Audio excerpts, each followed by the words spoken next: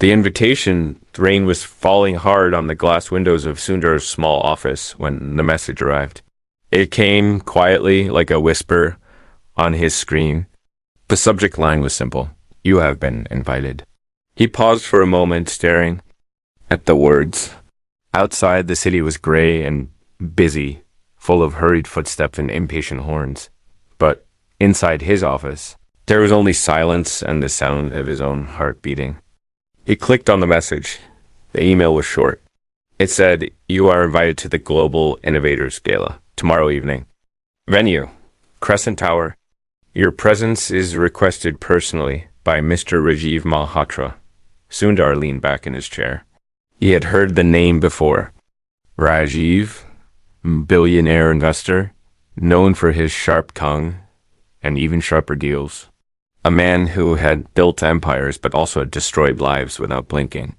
And now, for some reason, Rajiv had invited Sundar to this exclusive gala. Sundar closed the email and sat still for a long time. Why him? He was not the kind of man who went to fancy parties. He was a quiet leader, known for his calm words and kind ways, not for power games. But there was something about the invitation that felt heavy, as though saying no was not really an option. He thought of his family back home, his humble beginnings in Chennai, the long years of struggle to come this far. Perhaps this was just another test stop the next evening. Sundar arrived at Crescent Tower. The building rose like a dark spear into the sky, its lights glowing in the misty rain. He walked through the revolving doors into a room so bright it almost hurt to look. Chandeliers sparkled like frozen stars above rows of glittering people. Men in sharp suits, women in shimmering gowns. Laughter that sounded rehearsed. A hostess in black silk led him to the main hall. He could feel eyes turning toward him as he passed, curious eyes, measuring eyes. He kept his own gaze steady, his steps quiet. The hall was filled with the most powerful people in business, technology, and media. But he did not feel impressed. He had learned long ago that real strength is silent. Then he saw Rajiv. The billionaire stood near the stage, surrounded by a group of admirers. His watch glinted gold, his suit perfectly pressed, his smile cold.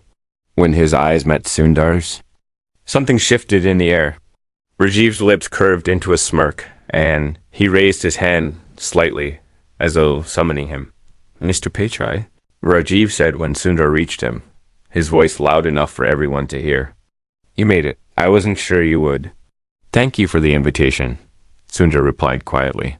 "Of course," Rajiv said. Then he leaned closer and lowered his voice. "But let me be honest with you. I didn't invite you here just to drink champagne and make small talk. I invited you here because I wanted to see if the stories about you are true." Sundar raised an eyebrow, but did not speak. "They say you're different," Rajiv continued. "They say you're kind. Humble, that you actually care about people. But in my world, kindness is weakness, and I don't believe in weakness." The people around them laughed lightly, though it wasn't clear if they understood the conversation.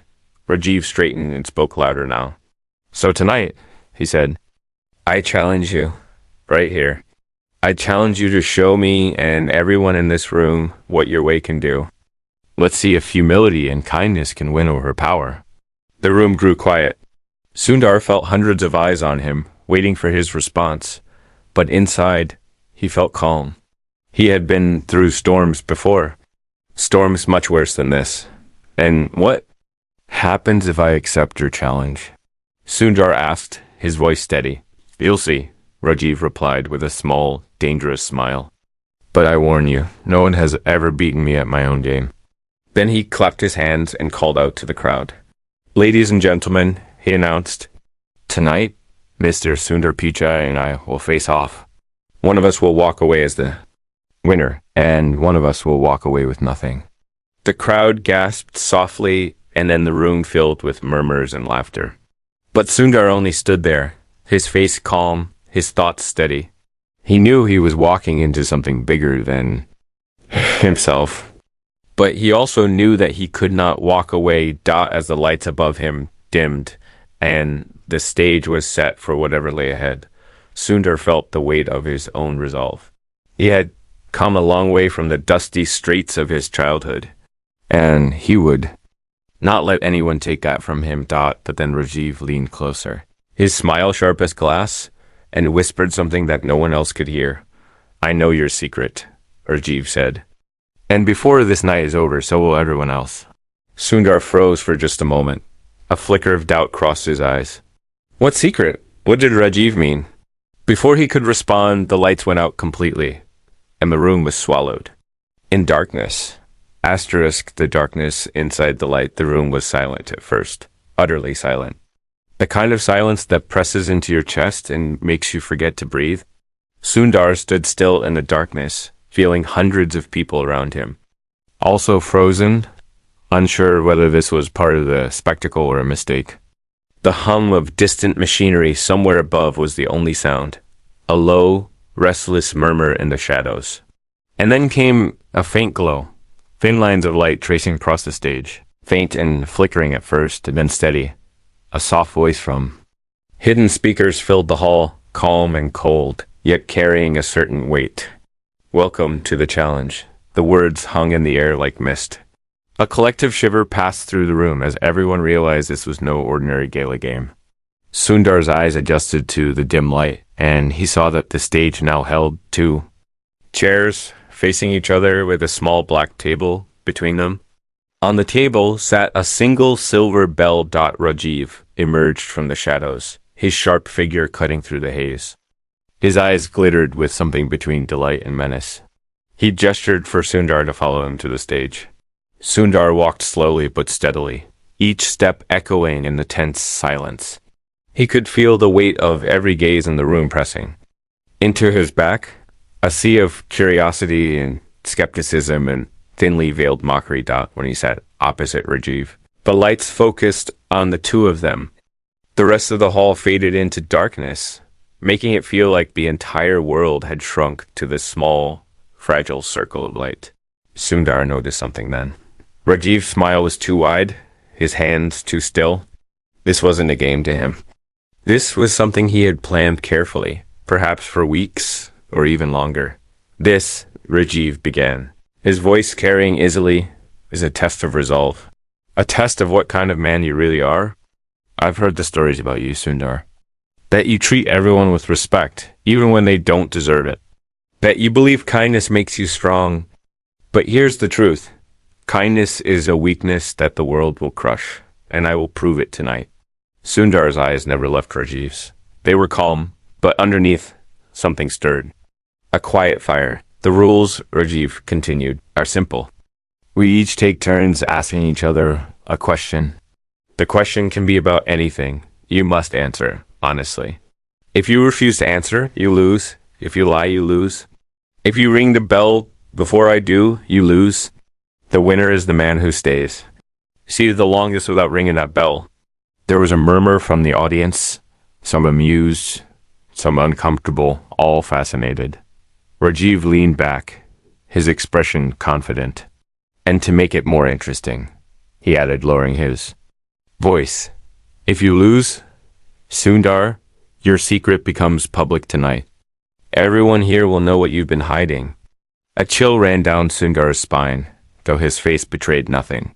He had no idea what Rajiv was talking about. But he knew this was no ordinary challenge anymore. This was a trap, and he was already caught in it. The voice from the speakers returned, announcing the start of the game. Rajiv wasted no time. He leaned forward, his eyes glinting. First question, he said. How many people have you stepped over to get where you are today? Sundar didn't flinch. He answered softly but firmly, none. I walked my own path. The bell stayed silent. Rajv's smile faltered for just a second before he fired the next question. Do you really believe everyone deserves respect? Even liars? Even cowards? Even those who betrayed you? Sundar met his gaze. Yes. Because respect is about who I am, not who they are. There was a ripple in the audience, a few hushed gasps, but Rajiv's smile quickly returned. Your turn? Rajiv said. His voice was almost a dare. Sundar leaned slightly forward, his voice calm but carrying strength now. My question. He said, is how many lives you've broken just to feel powerful. Rajiv's jaw tightened for the briefest moment before he forced a laugh. As many as it takes, he replied. Power is not given, it is taken. You of all people should know that. The bell stayed silent, but the air between them grew heavier. Sundar could feel it now. This wasn't just about winning a game. This was about something deeper, something Rajiv was hiding behind all that confidence. The questions continued. Rajiv's became sharper, more personal, as if trying to cut into Sundar's calm. Why didn't you fight back when they mocked you at the university? He asked. Did it feel good to be everyone's doormat? But Sundar only replied, I knew then what I still know now. Silence speaks louder than anger. Each time Sundar answered, Rajiv's smile faltered a little more. Each time, Sundar's calm became a mirror, reflecting back all the bitterness and cruelty Rajiv tried to throw at him. And with each passing question, the room grew more tense, more captivated, and then Rajiv asked a question that cut deeper. Then the rest?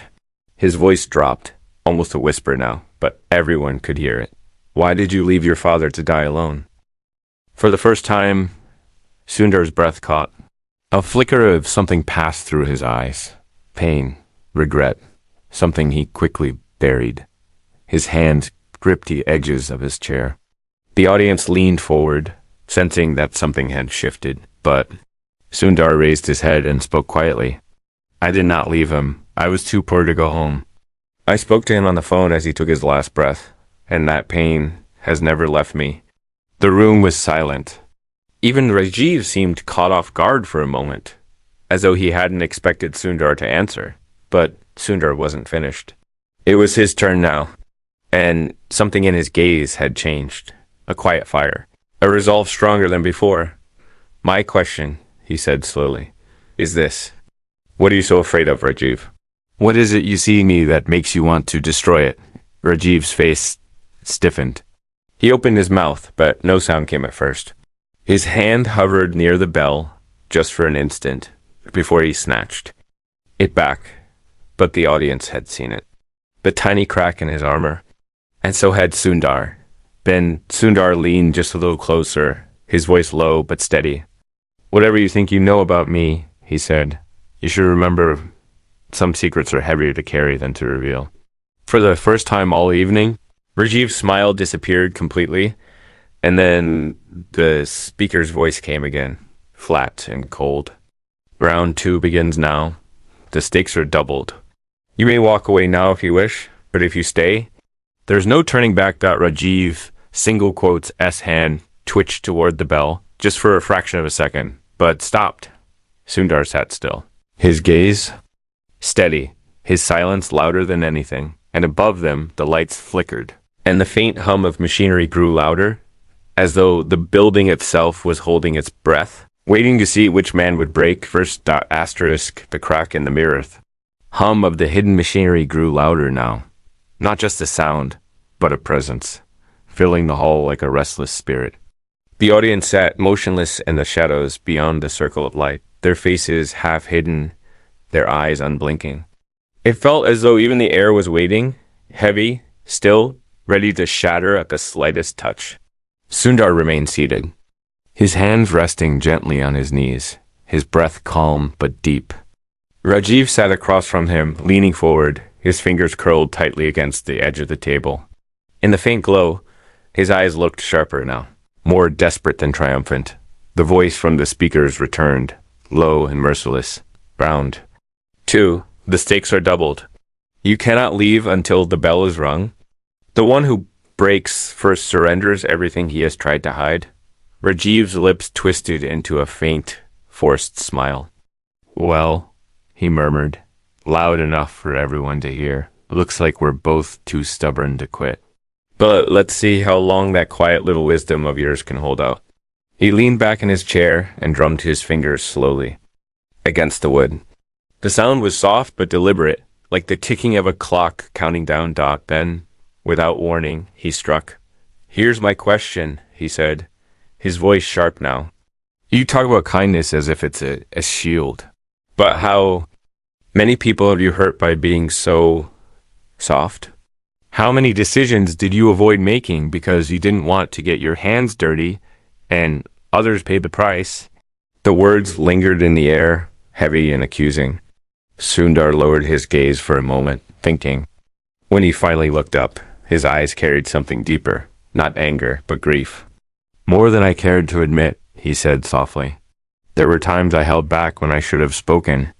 Times I let others suffer because I thought silence was the same as peace.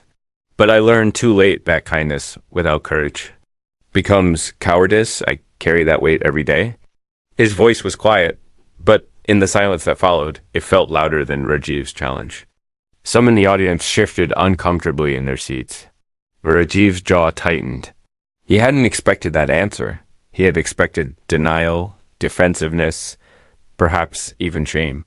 But Sundar spoke the truth without flinching, and that truth seemed to echo in the room like a bell that no one had rung. Sundar's turn came next.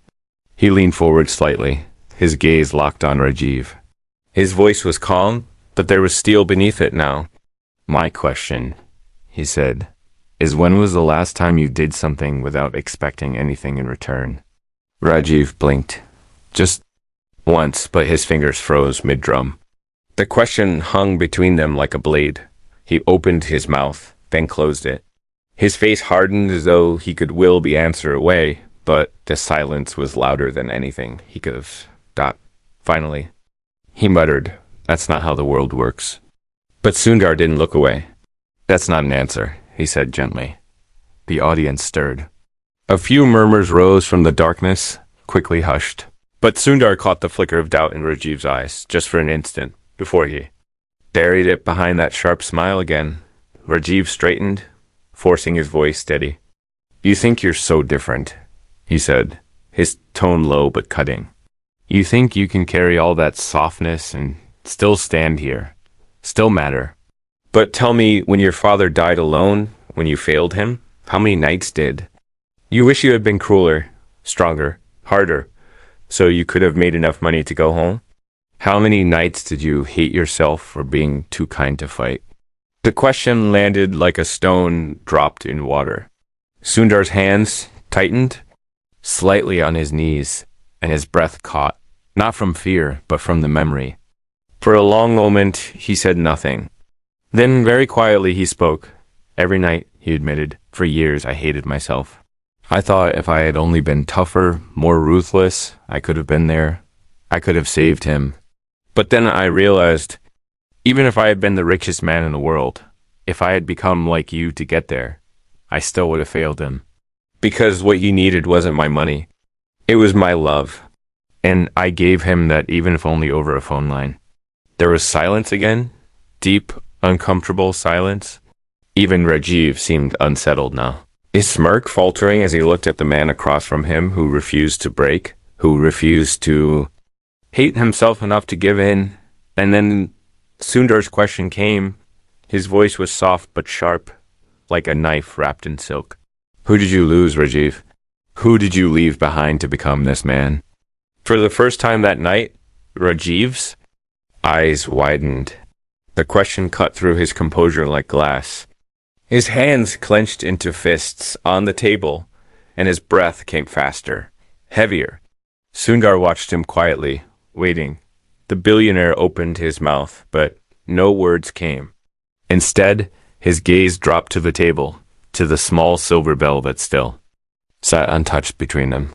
His fingers hovered above it, just for an instant, before he yanked them back as if burned. The audience noticed. Whispers began to ripple through the darkness, faint and uncertain, like the first tremors of an earthquake.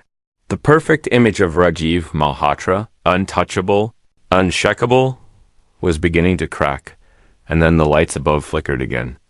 And a sudden noise rang out from the speakers, louder than before, a sharp, metallic screech that made the audience jump. The voice returned, colder now, almost mocking. "Final round begins now. The stakes are no longer yours to choose. If neither man yields, the truth will choose for you." The word sent a chill through the hall. The audience fell into hushed silence.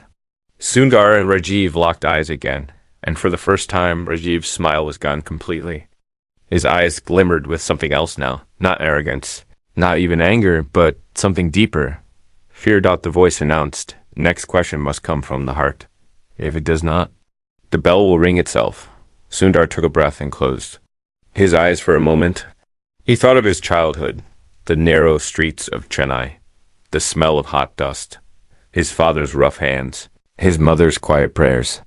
He thought of the nights he stayed awake, wondering if kindness was enough to survive in a world that rewarded cruelty. Then he opened his eyes and they were clear, calm, steady. Rajiv, he said quietly, when you look in the mirror, do you even recognize yourself anymore? Rajiv flinched visibly this time. His mouth opened, but no sound came. His hands trembled now, ever so slightly, above the table. He looked at Sundar, and for just a moment, a fleeting, fragile moment, the mask cracked.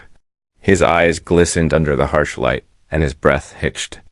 The whispers in the audience grew louder, a low tide of speculation and disbelief. But before he could speak, before he could answer, the lights above them suddenly shut off completely. The hall was plunged into darkness once more. And then came a sound, not the bell, but something else. A single, quiet click, followed by the hollow echo of a door unlocking somewhere in the shadows. The voice from the speakers spoke one last time, colder than ever. One of you has already lost. You will know who. When the lights returned, and then silence got a silence so deep it felt alive, waiting to swallow them both whole. Asterisk the light that reveals silence stretched on and on, as though the air itself had forgotten how to move. Sundar could hear his own heartbeat now, steady but heavy, echoing in his ears. Somewhere in the distance, faint and almost imperceptible, the low hum of the machinery still lingered, but it felt far away, muffled, like the sound of rain behind a thick glass window. Around him, the darkness was absolute, pressing in close, enough that he could almost feel it on his skin. He sat still, his hands resting quietly on the table, waiting. Asterisk. Across from him, he sensed Rajiv's presence, not through sight, but through the small, uneven rhythm of his breath. It was faster now, sharper. The billionaire who had spent his life commanding every room, bending every moment to his will, was suddenly just another man, hidden in the dark, stripped of the armor of his wealth and his performance. Sundar didn't move. He had learned long ago that the moments of stillness often spoke louder than anything else. Then, without warning, the lights snapped back on, but they were not the same lights as before. These were harsh, cold, white beams that sliced through the shadows and revealed everything, not just the table and the two men seated at it, but the walls behind them which had transformed while the darkness reigned. Where there had once been smooth, polished marble, there were now screens. Dozens of them. Each screen played silent, looping clips, pieces of memories, pieces of lives. Some belonged to Sundar, his boyhood home in Chennai, the day he boarded his first plane, the moment he stood in front of his team for the first time as CEO. But most of the screens showed Rajiv. The images were unflinching. A young woman in tears being escorted out of an office. A family standing outside their foreclosed home, their faces hollow with disbelief. An older man with a kind face collapsing to the floor as a stock price scrolled upward above him. Rajiv's own face appeared. Again and again, always standing at the center of these scenes, signing papers, shaking hands. Walking away as others crumbled behind him, the audience gasped as the screens continued to play, their collective breath rising and falling like a single wave. Murmurs spread through the room, sharp, nervous whispers that bounced off the walls. Rajiv's mask of composure shattered visibly now. His shoulders stiffened, his jaw clenched, but his eyes betrayed him, darting from screen to screen, desperate, cornered. Sundar sat quietly, watching him. His gaze wasn't cruel, but it was steady, as though he'd known all along that. Something like this would come, and then the voice from the speakers returned. It was softer this time, but colder somehow, cutting through the noise of the room like ice through water. The truth does not need permission to be seen. It only waits for courage to open its eyes. Rajiv shot to his feet, his chair screeching. Backward. This is a setup, he spat, his voice cracking. You planned this. You think this makes you better than me? Humiliating me in front of everyone? But Sundar didn't move. His hands stayed folded on the table, his eyes calm. When he spoke, his voice was quiet, but the words carried through the entire room. I didn't need to plan anything, he said. The truth was already here. You just worked very hard to bury it. For a long moment, no one spoke. The screens kept playing, flickering silently, showing again and again the cost of Rajiv's ambition. And for the first time, Rajiv couldn't bring himself to look at them. His hands trembled as he backed away from the table, his chest rising and falling with shallow, angry breaths. Dot, and then another sound. Not the bell, not the hum of the machinery, but a soft click, followed by a mechanical whir. Everyone turned, their eyes to the far end of the stage, where a narrow door began to open slowly, spilling golden light into the cold, sterile hall. The light was warm and gentle, like the first rays of dawn cutting through a long night. The voice spoke again. One of you has already chosen. The door waits for the other. The audience watched, holding their breath. Rajiv stood frozen, his back to the door, his eyes wild. Sundar rose slowly from his chair, his movements deliberate.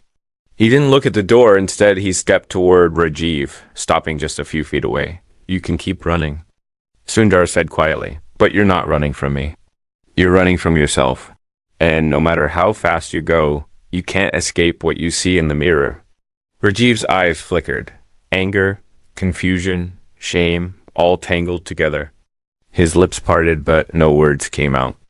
For a fleeting second, he looked smaller somehow, not the towering figure of power he had built himself to be, but simply a man afraid and alone in the bright light of his own choices. The silence was thick, heavy with possibility. Then Sundar turned and began to walk slowly toward the open door. His footsteps were soft but unhurried, echoing in the vast hall. Each step seemed to pull the attention of the entire room with it. As he reached the threshold, he paused. The golden light fell across his face, and for the first time all evening, he allowed himself a small, quiet smile. Not of victory, but of peace. Behind him, Rajiv let out a sharp breath, and the sound of it filled the silence like a confession. But just as Sundar lifted his foot to cross into the light, the silver bell on the table rang out. Once, sharp and clear.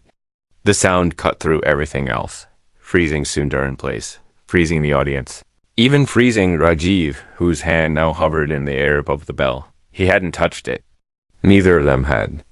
Yet it had rung. The voice from the speakers returned low and final now, almost mournful.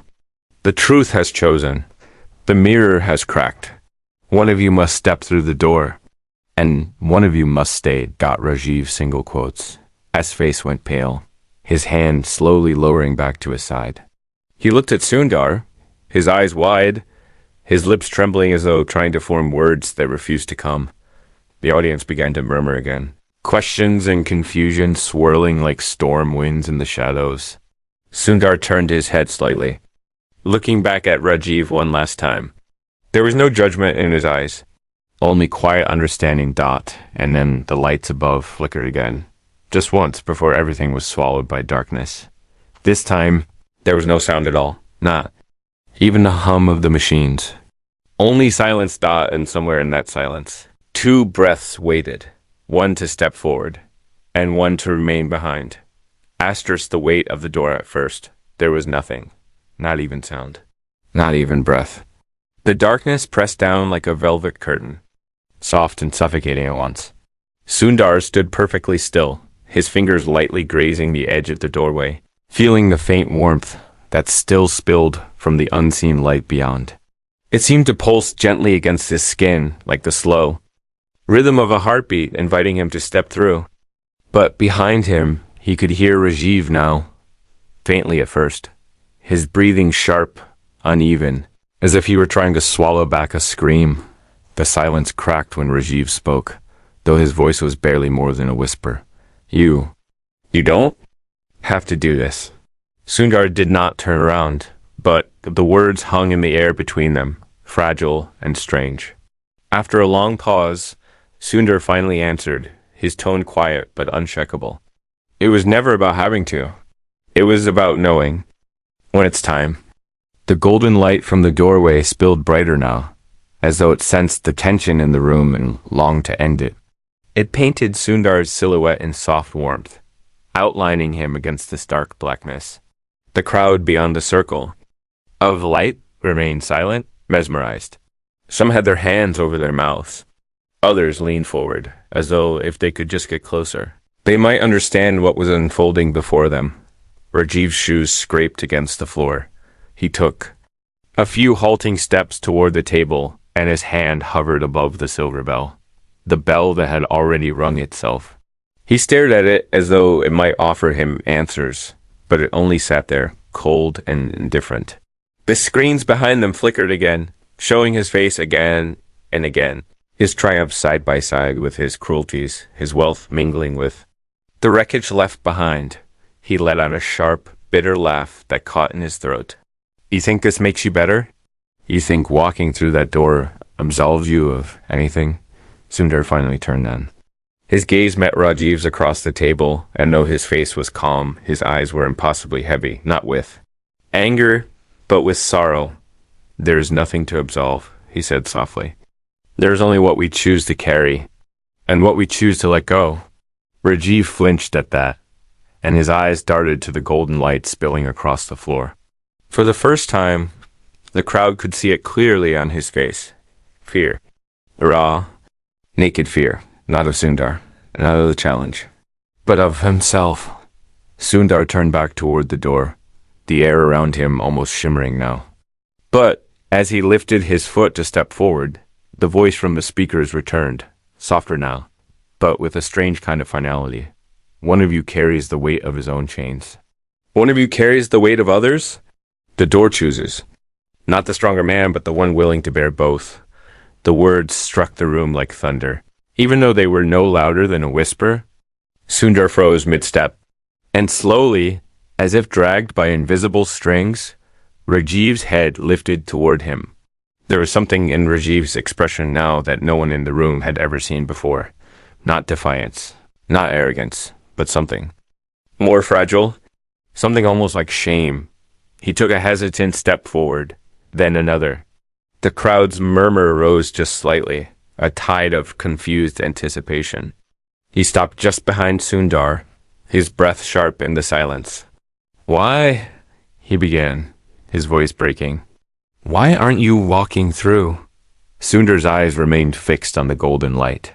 Because it isn't my door anymore, he said. The words hung in the air, heavy as stone. Rajiv stood frozen, his hand halfway to the edge of the doorway, trembling as though even the air burned him. For the first time in his life, he had no script, no prepared smile, no numbers to hide behind. Only himself, exposed in the quiet with no one else to blame. Behind them, the screen suddenly went dark. One by one, their flickering images vanished into blackness, until the only light left in the room came from the doorway and the faint silver gleam of the bell. The audience held its collective breath. Every pair of eyes fixed on the two men at the threshold. Why would you? Rajiv started again, but stopped. His hands curled into fists at his sides. His voice dropped so low it was almost swallowed by the silence. Why would you give this to me? After everything? Sundar's head tilted slightly, and for a moment, just a moment, his eyes softened. Because no one gave it to me, he said. And everyone deserves at least one chance. Those words broke something in Rajiv. His shoulders sank. The defiance drained from him like water from a cracked vase. For a long moment, he stood there, his head bowed, as though the weight of his own choices was finally too much to carry. Then, without another word, he took a single step forward. The golden light flared brighter as his foot crossed the threshold. He stopped there, half in and half out, and turned his head once more toward Sundar. His lip parted as though to speak, but before he could, the doorway began to close slowly, silently, the golden light narrowing into a thin line that wrapped around him like a ribbon before it sealed with a soft, final click. Hall fell completely still. Sundar stood alone now, the light gone, the door gone, the warmth gone. Only the cold circle of the stage remained, with the bell sitting quietly on the table between them. And then the screens behind him flickered back to life. But this time they didn't show Rajiv. They showed Sundar, not his triumphs, not his mistakes, but his quiet moments, helping someone pick up spilled papers in a crowded office, kneeling beside a janitor to fix a broken cartwheel, holding his phone tightly in the corner of a hospital room, whispering to his father even though the line was already dead. The images spoke louder than any voice could. And for the first time, the audience began to applaud. Quietly at first, unsure then louder, rising like rain against the roof, but Sundar didn't move to acknowledge them. His eyes stayed on the space where the door had been, his face unreadable, his breath calm but heavy. Somewhere deep inside, he felt it, the strange, hollow ache of someone who had just given something away without knowing whether it would be returned. The voice from the speakers came one final time, no longer cold but almost gentle. One man walked through the door. One man remained behind, but neither left unchanged. The weight of kindness is the heaviest burden of all, and only those willing to carry it can ever be free. The applause faded into silence again, and Sundar finally turned toward the crowd. He gave them a quiet nod, not of triumph, but of quiet acknowledgement, and stepped down from the stage. Leaving the bell and the dark screens behind Dot as he walked toward the exit, a faint whisper seemed to follow him, though no one else seemed to hear it. The door is never truly closed. It only waits for the next one brave enough to open it. And somewhere, beyond the shadows, he thought he heard the softest sound of chains breaking. Asterisk, what remains night outside was still. The storm that had battered the city earlier had passed, leaving behind streets glistening under quiet lamps and the faint smell of wet earth. Sundar stepped out of Crescent Tower slowly, his shoes finding their way across the polished steps as if on their own. The world beyond the doors seemed almost too ordinary now, too small after what had unfolded inside. The golden light was gone. The harsh glow of the stage had faded. Only the memory of it all remained, heavy in his chest. He paused at the edge of the sidewalk, feeling the faint chill of the air settle around his shoulders. The noise of the city, the murmur of cars, the shuffle of footsteps was distant, muffled, as though he was listening through water. People passed by without looking, each lost in their own quiet worlds. And yet somehow he felt as though every face that passed carried a faint reflection of the choice that had just been made behind him. For a long while, he stood there, staring at the empty space ahead of him. There was no door here now, no screens, no voice from the speakers to tell him what came next, only himself. And the quiet knowledge that something inside him had shifted, though he could not yet name what it was. Then a sound broke the silence. Behind him, soft at first, hesitant, the faint scrape of leather shoes against stone. Sundar turned slowly to find a figure emerging from the shadows of the doorway. It was Rajiv, but he did not look the same. Billionaire who had stood on the stage hours earlier. Immaculate, untouchable, was gone. The man who approached now seemed smaller, not in stature, but in presence. His shoulders no longer carried the weight of arrogance. His suit jacket was unbuttoned, his tie loose, his hair slightly disheveled as though he'd fought a quiet battle somewhere between the light and the darkness. But more than that, it was his eyes that had changed. They no longer darted like cornered animals, nor gleamed with sharp calculation. They simply looked tired, raw, human. He stopped a few feet from Sundar, his hands buried awkwardly in his pockets, his breath visible in the cool air. For a moment, neither of them spoke. They only stood there, watching each other, the faint sounds of the city threading between them like invisible string, when Rajiv finally spoke. His voice was lower now, softer, but it carried more weight than it ever had before. "You stayed," he said simply. Sundar nodded, his gaze steady. It wasn't my door to walk through. Rajiv let out a slow breath, almost a laugh, but there was no humor in it. You could have, he murmured. You could have left me there. You should have, after everything I did, everything I said. Sundar shook his head gently, his eyes not leaving Rajiv's. I've learned, he said quietly, that people who hurt others are usually the ones who hurt most. You thought power would make the pain go away, but it doesn't work like that. It never does. Rajiv looked down at his hands then, as though seeing them for the first time. For a long moment he said nothing, only flexed his fingers slowly. Fingers that had signed countless papers, shaken countless hands, all in the name of building something that now felt hollow in his grasp. Finally he raised his eyes again, and they glimmered faintly under the streetlight. Do you think, he began, but the words faltered. He swallowed hard, tried again. Do you think it's too late to undo some of it? There was a long silence after that. Sundar studied him, and in his gaze there was no pity, only quiet understanding. It's never too late to begin again, he said. But it's not about undoing what's already been done.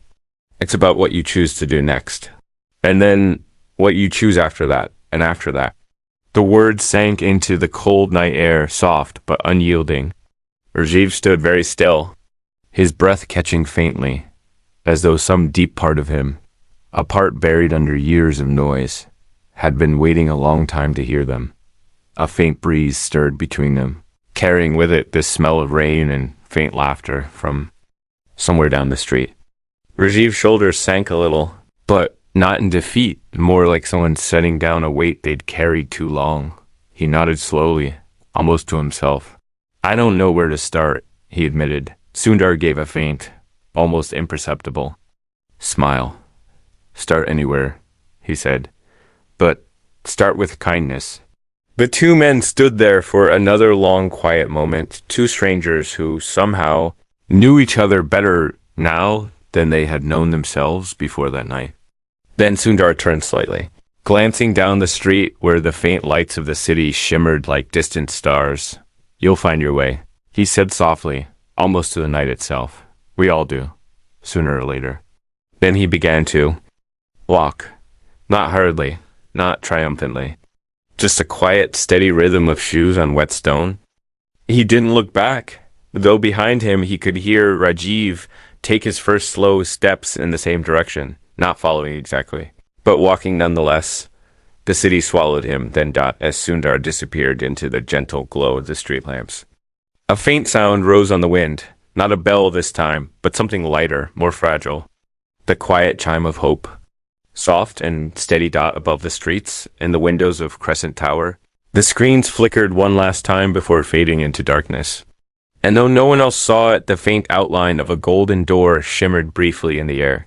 Just enough to remind anyone who might glance up that it was still there. Waiting for the next person brave enough to choose it. Asterisk.